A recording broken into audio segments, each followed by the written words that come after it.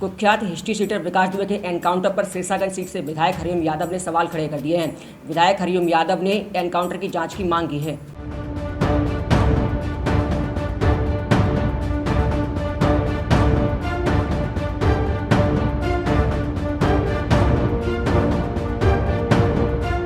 Samajwadi party के Sirsaganj seat से मौजूदा विधायक हरिओम यादव ने विकास दुबे के एनकाउंटर पर सवाल उठाए हैं। उन्होंने कहा है कि पुलिस की यह थ्योरी समझ से परे है। इसकी जांच हाई कोर्ट व सुप्रीम कोर्ट सिटिंग जज से करानी चाहिए। साथ ही उन्होंने कहा है कि सरकार को किसी एक जाति को टारगेट नहीं करना चाहिए। अपराधियों की कोई जात नहीं होती। अपराधी होता, अपराधी को मरना चाहिए, और जो अपराधी मरा उसमें सारे प्रदेश की जनता को खुशी है।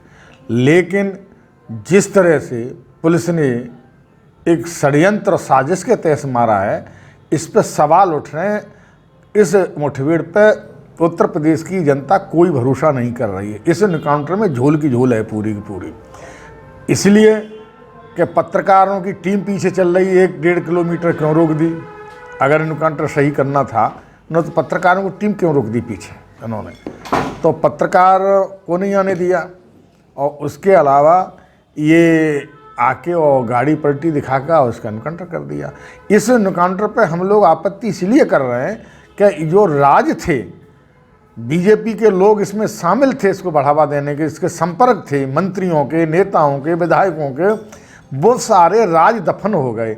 विकास दुबे का एनकाउंटर हुआ सो हुआ, लेकिन सरकार के जो राज थे, जो लोगों से संबंध थे, वो सब दफन हो गए, उनका भी एनकाउंटर हो गया। अब कौन बताएगा राज? तो इसलिए इस एनकाउंटर की हम लोगों ने मांग की है कि ये हाई कोर्ट और सुप्रीम कोर्ट की किसी सिटिंग जज से इसकी जांच कराई जाए। नहीं, एसआईटी भी जांच कर रही है, गठन के आदेश। देखिए, एसआईटी जांच कर रही है, एसआईटी की रिपोर्ट जब आएगी तब आएगी। लेकिन सवाल तो आज खड़े हो रहे हैं कि एनकाउंटर सही हुआ गलत हुआ। तो एनकाउंटर तो अपराधी मेरे ठीक है, अपराधी था, उसमें हमें 8 सिपाही मारे थे, हम लोग को खुशी है, पूरे प्रदेश को खुशी।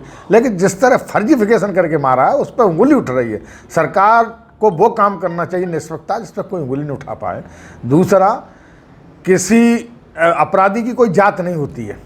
अपराधी हर वर्ग में हो सकते हैं, लेकिन एक अपराधी की वजह से उसकी पूरी जात का शोषण और उत्पीड़न किया जाए, इसे हम न्याय संगत नहीं मानते हैं। अभी तक तो यादवों का शोषण सरकार में हो रहा था, उत्पीड़न हो रहा था, और अब विकास के नाम पर पूरे उत्तर प्रदेश में ब्राह्मणों का शोषण उत्पीड़न हो रहा है। इसकी हम निंदा करते हैं। हम सरकार से मांग करते हैं कि एक विकास की वजह से सारे ब्राह्मणों का उत्पीड़न योगी सरकार को नहीं करना चाहिए।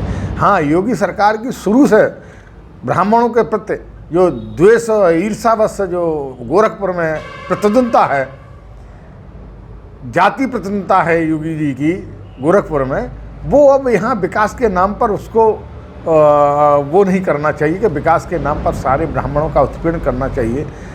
एक लड़का नौजवान 24-25 साल का, जिसका कोई क्रिमिनल इतिहास नहीं, इसकी 8 दिन पहले शादी और उसकी हत्या कर दी गई। तो ये आते ठीक नहीं, इसके हम लोग विरोध में हैं। अपराधी को पकड़ना चाहिए, अपराधी को मारना चाहिए, और ना अपराधी की कोई जात होती है, और अपराधी किसी वर्ग का हो, अपराधी अपराधी, अपराधी की जात सिर्फ अपराधी है।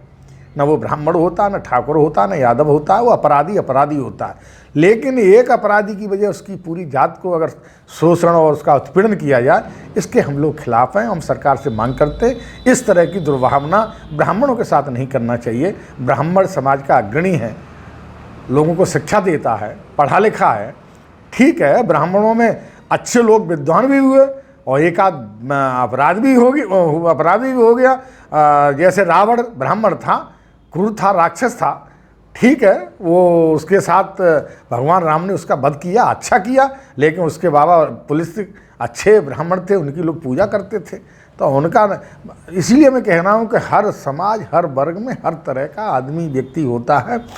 बदमाश बदमाश है, उसकी न कोई जाति न धर्म है, और अच्छे लोग अच्छे होते, उनका सम्मान करना चाहिए। लेकिन योगी जी ने, इस भाजपा की सरकार ने जिस तरह विकास के नाम पर जो ब्राह्मणों का उत्पीड़न शुरू किया है, उसके हम लोग खिलाफ हैं, इसकी निंदा करते हैं, और सरकार से ये मांग करते हैं कि इस तरह की द्वेष भावना योगी सरकार को ब्राह्मणों के प्रति नहीं रखनी चाहिए।